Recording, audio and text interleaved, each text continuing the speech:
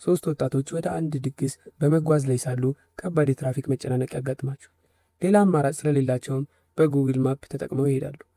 ጉዟቸውን ከጀመሩ ከጥቂት ደቂቃዎች በኋላ ወደ አንድ የሀብታሞች መኖሪያ የሚያስገባን የተቆለፈ በር ላይ ይደርሳሉ። በድንገት አንዲት ቀይ የስፖርት መኪና የምትነዳ ሴት ያገኛሉ። እሷም የዚሁ መንደር ነዋሪ ትመስል ነበር።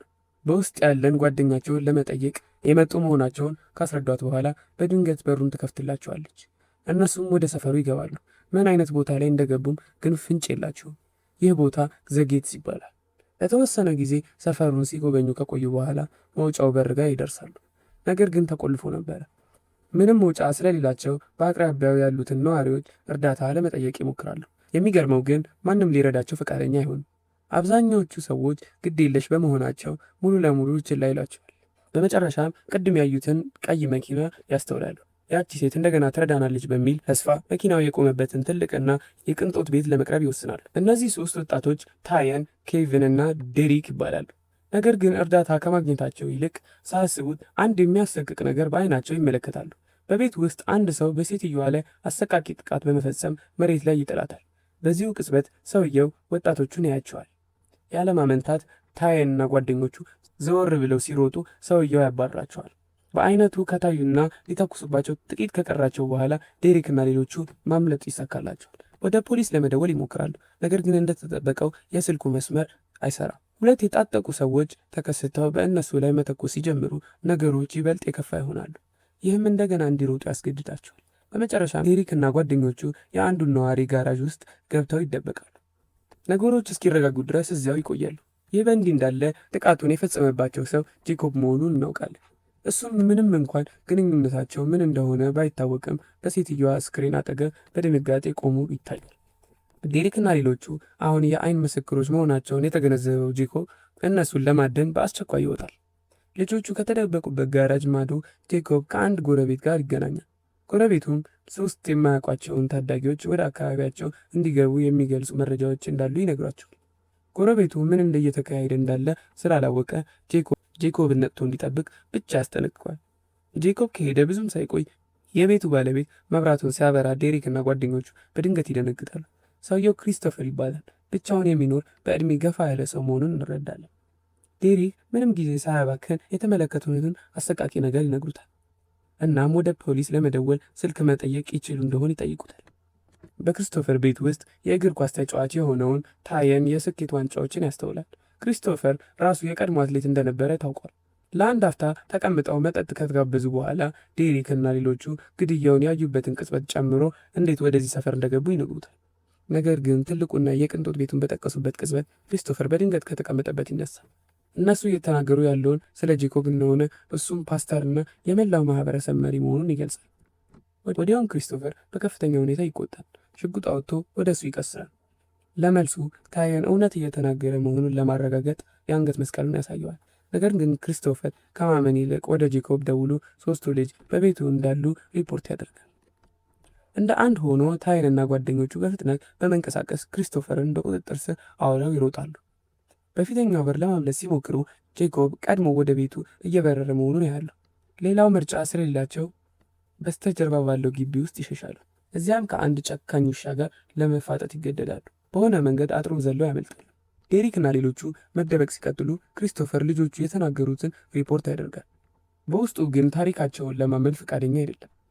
እንደ ጄኮብ ያለ የተከበረ ፓስተርና የማህበረሰብ መሪ ይህን ሊፈጽም አይችልም ብሎ ያስባል።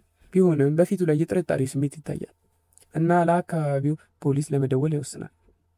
ብዙም ሳይቆይ ቦቢ የተባለ ወጣት ፖሊስ ይደርሳል። እሱ ጄኮብንና በሰፈሩ ያሉትን ሰዎች በደንብ ያውቃቸዋል። በቦቢና በክሪስቶፈር ፊት ጄኮብ ያለውን ስልጣን በመጠቀም ታሪኩን ያጣምመዋል። ዴሪክንና ጓደኞቹን መምሪያ የሚያስፈልጋቸው የጠፉ ታዳጊዎች ብቻ አስመስሎ ይቀርባቸዋል። በዚህም ምክንያት ጄኮብ ሶስቱን ልጆች በእሱ እጅ እንዲያስረክባቸው ቦቢን ያምነዋል። ጄኮብ እና ቦቢ ልጆቹን ለመፈለግ ሲወጡ ክሪስቶፈር ውሻውን ተከትሎ ወደ ጓሮ ይገባል። እዛም ያልተጠበቀ ነገር ይገኛል። ቀደም ሲል ወድቆ የነበረው የታየን የአንገት መስቀል ነበር። በላዩ ላይ የታየን እውነተኛ ስም ተቀርጾበታል። ይህን ግኝት ክሪስቶፈር ያስደነግጠዋል፣ ምክንያቱም ታየን እውነት እየተናገረ እንደነበር ያረጋግጣል። ይህ ደግሞ አሳሳቢ ጥያቄን ያስነሳል። ታየን እውነተኛ ከሆነ ታዲያ ጄኮብ ነፍሰ ገዳይ ነው ቢሉ ለምን ይዋሸዋል? በተመሳሳይ ጊዜ ጄኮብ እና ቦቢ ፍለጋቸውን ይቀጥላል። ጄኮብ በመጨረሻ የዴሪክን የጓደኞቹን መኪና ያገኛል። በውስጡም ትቶት የሄደውን የታይንን ስልክ ያገኛል። ወደ ዴሪክና ሌሎቹ ስንመለስ አሁንም ተሸሽገው ሳሉ አንድ ቤት የራት ግብዣ እያስተናገደ መሆኑን ያስተውላል። ይህ በመካከላቸው አለመግባባትን ይፈጥራል። ዴሪክ ወደ ቤቱ ቀርቦ እርዳታ ለመጠየቅ ይፈልጋል። ነገር ግን ታይንና ኬቨን አጥብቀው ይቃወማሉ።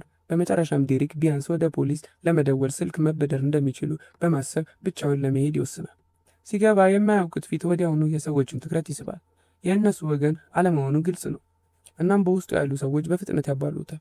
ሊወጣ ሲል ከሌሎቹ የተለየች የምትመስል አንዲት መካከለኛ ዕድሜ ላይ ያለች ሴት ያያል። ከሌሎቹ በተለየ እሷ ደህና ናት። ወደ ውስጥ ትጋብዘዋለች። ሌላው ቀርቶ የሚቀይረው ልብስ ትሰጠዋለች። ዴሪክ ሁሉንም ነገር ወዲያውኑ ከመግለጽ ይልቅ ስለ ጄኮብ በመጠየቅ ይጀምራል። የሴትዮዋ ስልክ እየተመለከተ ሳለ ያልጠበቀው ነገር ይገጥመዋል። ጄኮብ ቀድሞውኑ ሚስት አለው። ያ ብቻ አይደለም፣ ሚስቱ የመንግስት ባለስልጣን፣ በአሁኑ ጊዜ ከከተማቸው ውጭ ያለ የምክር ቤት አባል ናት። ይህ አስደናቂ ጥያቄን ያስነሳል። ጄኮብ ባለትዳር ከሆነ ታዲያ ቅድሚያ ያጠቃት ሴት ማን ነበረች? ሴትዮዋ በመቀጠል መላው ሰፈሩ እንዴት እንደተገነባ ታብራራለች። ሁሉም የጀመረው የጥብቅ ሃይማኖት መርሆችን የሚከተሉ ቁጥጥር የሚያደርግን ማህበረሰብ ለመፍጠር መነሳት ነው። የሸመደዳቸው ጥቅሶችን በማንበብ ሀብታም ተከራዮች ሲባሉ፣ በመጨረሻም በዚህ ማህበረሰብ ዋና መሪ ሆኑ። ዴሪክ ሴትዮዋ እሱን ለማመን እንደምትቸገር ቢያውቅም በመጨረሻ ስለ ግድያው እውነቱን ይናገራል። በውስጧ ትደነግጣለች፣ ነገር ግን ለመበቀል ፈቃደኛ አትሆንም። ይህንን ማወቅ ማህበረሰቡ ባለፉት 10 ዓመታት የገነባውን ሁሉ አደጋ ላይ ይጠላል። ቢሆንም ከማሰብ የተነሳ ወደ ፖሊስ ለመደወል ትስማማለች። ከዚያም ዴሪክ ከቤት እንዲወጣ ትጠይቀዋለች። ከጥቂት ደቂቃዎች በኋላ ቦቢ አካባቢውን ሲፈልግ ይደርሳል እና ዴሪክ በመንገድ ላይ ተቀምጦ ያገኘዋል። ያለምንም ማመንታት ዴሪክ ወደ መኪናው ያስገባዋል። ይህም በቀጥታ ወደ ፓስተሩ ጄኮብ ለመውሰድን በማሰብ ነው። ወደ ታይንና ኬቨን ስንዞር ሁለቱ መንቀሳቀሳቸውን ለመቀጠል ይወስናሉ እና በአንድ የልደት ግብዣ ላይ ከአንዲት ሴት ጋር ይገናኛሉ። ልክ እነሱ እሷም የማህበረሰቡ አካል አይደለች እና ለመውጣት ትጓጓለች። እንደ አጋጣሚ ሆኖ ፍቅር በያዘው አንድ ወንድ ልጅ ትያዛለች። ታይን ጣልቃ በመግባት ልጁን ያጋፍጠዋል እና የበሩን መግቢያ ኮድ እንዲናገር ያስገድደዋል። የሚፈልጉትን ካገኙ በኋላ ታይን ልጁን ጥሎ ሶስቱን በፍጥነት ያመጣል። ነገር ግን ልክ ሊወጡ ሲሉ ታይንና ኬቨን አንድ የሚያስደነግጥ ነገር ያያሉ። ዴሪክ በፖሊስ መኪና ውስጥ እየተወሰደ ነው። ልጃገረዷ መኪናው ወደ መውጫው በተቃራኒ አቅጣጫ እየተጓዘ መሆኑን ትጠቅማለች። አንድ ችግር እንዳለ በመገንዘብ ታይንና ኬቨን ለመቆምና ከዴሪክ ጀርባ ለመሄድ ይወስናሉ። በተመሳሳይ ጊዜ ዴሪክ ወደ ጄኮብ ቤት ይወሰዳል። እዚያም ቦቢ እንደተጠየቀው ያስረክባል። ነገር ግን ዴሪክ ቀደም ሲል ባቀረበው ከባድ ክስ ምክንያት ቦቢ ትክክለኛውን አሰራር ለመከተል ቤቱን ለመፈተሽ ይገፋፋል። ዴሪክ ሴትዮዋ የተጠቃችበትን ቦታ ወዲያውኑ ያሳየዋል። ነገር ግን ነገሩ አይገጥሙም። አስክሬኑ የለም፣ ምንም አይነት ማስረጃም በወለሉ ላይም ሊገኝ አልቻለም።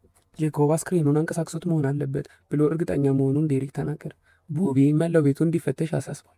ፖሊሱ ይህንን እያደረገ ሳለ ጄኮብ በግቢ ውስጥ ቀርቶ የነበረውን የዴሪክን ጃኬትና የኪስ ቦርሳውን በተረጋጋ መንፈስ ያወጣል። በውስጡ ያለውን መታወቂያ በማየት ጄኮብ አሁን የዴሪክን የቤት አድራሻ ያውቃል። ይህንን በመቀጠል በዴሪክ ላይ ጫና ያደርጋል። ዝም ለማለት ፈቃደኛ ካልሆነ ነገሮችን ይበልጥ እንደሚከፋ በግልጽ ያስረዳዋል። በመቀጠል ጄኮብ ሁኔታውን ይለውጠዋል። በማህበረሰብ ውስጥ ለመገንባት ያቀደውን ቤተክርስቲያን ሞዴል ለዴሪክ ያሳየዋል። በእሱ አስተሳሰብ በዚህ ራዕይ መንገድ ላይ የሚቆም ማንኛውም ሰው ስጋት ይሆናል። ያጠቃት ሴት መወገድ እንደነበረባት እንቅፋት ብቻ ተደርጋ ትወሰዳለች። በማሳመን ችሎታው ጄኮብ ዴሪክን የእሱን ተልዕኮ ምን ያህል አስፈላጊ እንደሆነ እንዲረዳው ለማድረግ ይሞክራል። ፍተሻውን ከጨረሱ በኋላ ቦቢ ወጥቶ የዴሪክን ጓደኛ መፈለግ እንዲቀጥል ይጠይቃል። ብዙም ሳይቆይ ክሪስቶፈር የታየውን የአንገት መስቀል ይዞ ይደርሳል። ልጆቹ ስለ እውነተኛ ስማቸው ለምን እንደተናገሩ ግራ ገብቶታል። ነገር ግን ጄኮብ ክሪስቶፈር ሰክሯልና ስለ ሁኔታው ሁሉንም ነገር በተሳሳተ መንገድ ተረድቷል በማለት በፍጥነት ያባረዋል። ከቤቱ ሲወጣ ያቺው ቀይ መኪና አሁንም በጄኮብ ፊት ለፊት ትቆማለች። ዴሪክ ወዲያውኑ ለፖሊስ ያሳየዋል። ጄኮብ መኪናው የማን እንደሆነች እንደሚያውቅ በግዴለሽነት ይናገራል። ትወናውን በመቀጠል መኪናው የሚፈተሽ መስሎ በድንገት ዋናውን በር ሊከፍት የሚችል የርቀት መቆጣጠሪያ ያገኛል። በሩ በተከፈተበት ቅጽበት ኬቨን እድሉን አይቶ ፍጥነቱን ይጨምራል። ከግቢው ይወጣል። ፖሊሱ ወዲያውኑ ምላሽ በመስጠት ዴሪክን አሁንም በመኪና ውስጥ እያለ ያባረረዋል። ይህንን ተከትሎ የሚያመጣውን አስጨናቂ ማሳደድ በመጨረሻም ኬቨንና ታይን ወደ መጨረሻ ዝግ መንገድ ያስገድዳቸዋል። በአንድ ጸጥተኛና ገለልተኛ ቦታ ፖሊሱ እጃቸውን እንዲሰጡ ሲያስገድዳቸው ታይንና ኬቨን ከመታዘዝ ውጭ ሌላ አማራጭ የላቸው። ብዙም ሳይቆዩ ጄኮብ ደርሶ ፖሊሱን የመኪናቸውን ኋላ እንዲፈትሽ ይነግረዋል። እናም የሴትዮዋን አስክሬን በውስጡ ይገኛል። ይህ ሁሉ የእሱን ለወንጀልነት የጄኮብን እቅድ አካል እንደነበረ ግልጽ ይሆናል። ነገር ግን ያልተጠበቀ ነገር ይከሰታል። ፖሊሱ አስክሬኑን ሲመረምር ሴትዮዋ አሁንም የልብ ትርታ እንዳላት ይገነዘባል። እሷ በሕይወት አለች። የሕክምና እርዳታ በመጥራት ቅጽበት ጄኮብ መደናገጥ ይጀምራል። እሷ ከተረፈች ሁሉም ነገር ይፈርሳል። ያለምንም ማመንታት ፖሊሱን ከጀርባው ይተኩስበታል። ምስክሮቹን ሁሉ ለማጥፋት ቁርጠኛ በመሆን ትኩረት ወደ ዴሪክ እና ሌሎችም ያደርጋል። ነገር ግን ይበልጥ ከመበላሸቱ በፊት ክሪስቶፈር በጊዜ ደርሶ እውነቱን ያጋልጣል። ሴትዮዋን በመለየት እሷ የቤተ ክርስቲያኑን አዲስ አባል መሆኗን ይገልጻል። ጄኮብ ከእሷ ጋር በሚስጥር ግንኙነት እንደነበረው ግልጽ ይሆናል። እናም ግንኙነታቸው ይፋ እንደምታደርግ ስትነግረው እሷን ዝም ለማስደረግ እየፈጠረው ነበር። ሁሉም ሰው መሳሪያውን እርስ በእርስ ሲቀሳሰር ውጥረቱን ይጨምራል። ጄኮብ ኬቪንን ኢላማ ያደርጋል። ዴሪክ ወደ ጄኮብ ያነጣጥራል እና ክሪስቶፈር መሳሪያውን ወደ ዴሪክ ይቀስራል። ስሙ እየፈረሰ መሆኑን የተገነዘበው ጄኮብ በመጨረሻም እርምጃ ለመውሰድ ክሪስቶፈር ይተኩሳል። ከተመታና ወደ ጎን ከተጣለ በኋላ ጄኮብ በሆነ መንገድ አልፎ ማምለጡን ይቀጥላል። ክሪስቶፈር መውደቁን ያዩ ዴሪክ እና ጓደኞቹ የቆሰለችውን ሴት ወደ ሆስፒታል ለማድረስ ትኩረት ያደርጋሉ። እሱ አስተማማኝ እጅ ውስጥ ገብታ ሕክምና ማግኘት ከጀመረች በኋላ ሶስቱ በመጨረሻም ወደ ቤታቸው ይመለሳሉ። ዴሪክ መጀመሪያ ይወርዳል። ብቻውን መተው ስላልፈለገ ታየን አብሮት ለመሄድ ይወስናል። ነገር ግን ወደ ውስጥ በገቡበት ቅጽበት ባልተጠበቀ አስደንጋጭ ነገር ይገጥማቸው። ጄኮብ ቀድሞውኑ እዚያ አለ። የዴሪክን እናትና እህት እንዳይወጡ ከልክሏቸው። ጄኮብ እዛ የተገኘበት ምክንያት ወዲያውኑ ግልጽ ይሆናል። ሴትዮዋን የት እንደወሰዳት ለማወቅ ይፈልጋል። እሷ ንቃተ ህሊናዋ ተመልሶ ማውራት ከጀመረች እንደተከበረ ፓስተር የገባውን ምስሉ ሙሉ በሙሉ ሊፈርስ እንደሚችል ያውቃል። ዴሪክ ለመተባበር ፈቃደኛ ካልሆነ ጄኮብ በኃይል ምላሽ ይሰጣል። እንዲናገር ለማስገደድ ይጫነዋል። ጄኮብ የሚፈልገውን ነገር ከማግኘቱ በፊት ፖሊሶች በድንገት ይደርሳሉ። ይህንን በተረዳበት ቅጽበት በፍጥነት አካባቢውን ይለቃል። በስተጀርባ በኩል ወጥቶ በፓርኪንግ ቦታ ወደሚገኘው መኪናው ያመራል። ነገር ግን ፖሊሶቹ ቀድመውት በአቅራቢያው ነበሩ። የጄኮብን መኪና ለይቶ ያሳየውን ኬቪንንም ጭምር። መከበቡን ያወቀው ጄኮብ ሁኔታውን ለማጭበርበር ለመጨረሻ ጊዜ ይሞክራል። ቃላቶቹን በመጠቀም በፖሊሶቹ ላይ ተጽዕኖ ለመፍጠር ይሞክራል። በእሱ ላይ እርምጃ እንዳይወስዱ ለማድረግ ተስፋ በማድረግ ይሄዳል። ለማምለጥም ሲሞክር ተጨማሪ የፖሊስ ክፍሎች ይደርሳሉ። እናም የተኩስ ልውውጥ ይጀመራል። ጄኮብ በኬቪን ላይ ለመተኮስ የመጨረሻ ሙከራ ካደረገ በኋላ ወዲያውኑ እዚያውን ቦታ ላይ በጥይት ተመቶ ይወድቃል። በዚህም አስከፊው ቅዠት በመጨረሻም ያበቃል። ለታየን ኬቪን እና ዴሪክ ሕይወት እንደገና ወደ መደበኛው ይመለሳል።